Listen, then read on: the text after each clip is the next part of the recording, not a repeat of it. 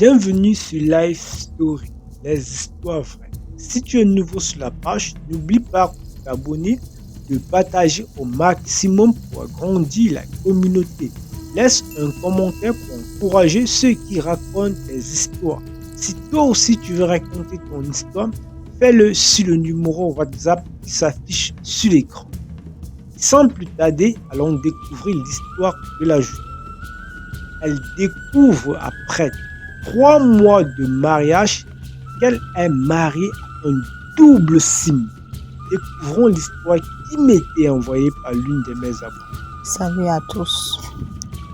Je suis mariée, cela fait ne serait-ce que 3 mois.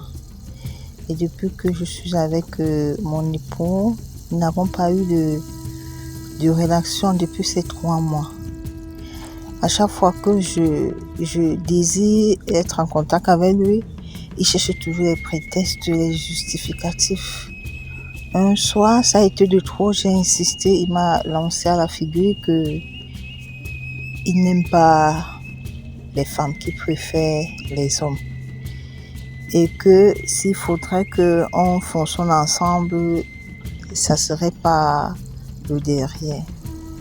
Du coup, au départ, j'ai cru qu'il bluffait. Il m'a fait comprendre que c'est sérieux, c'est ça ou rien. Donc, quand je regarde, je vois mon mariage, je dis que je vais faire comment dans cette situation. Du coup, j'ai aussi essayé une fois,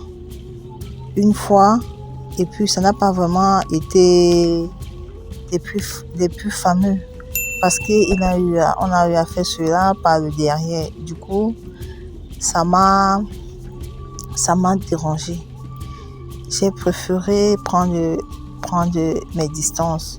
Le problème qui se pose, c'est qu'on se connaît depuis 2 ans. On a fait une relation à distance parce qu'il était aux États-Unis. On causait à distance. Mais avant qu'on ne se marie, on a eu à coucher normalement 3 fois. Donc, ce qui fait que je ne savais pas que c'était dans ces situations, dans ces conditions, que c'est comme ça qu'il était en fait. Quand il est revenu, il a précipité le mariage. Du coup, on s'est mariés. Et quand je me retrouve que dans la situation où je suis, c'est un mariage de couverture. Un mariage de couverture. Et vraiment, ça en est de trop pour moi. Je ne peux plus supporter ces situations. Quand je regarde la honte vis-à-vis de ma famille, c'est une honte pour moi, vraiment, je ne sais plus. Mais est-ce que je vais aussi rester là comme ça pour sacrifier mon bonheur, mon épanouissement personnel en tant que femme? Vraiment, je suis vraiment perdue. Et ça me donne des idées, vraiment des réflexions autres, au point où vraiment, je pense à quitter ce monde.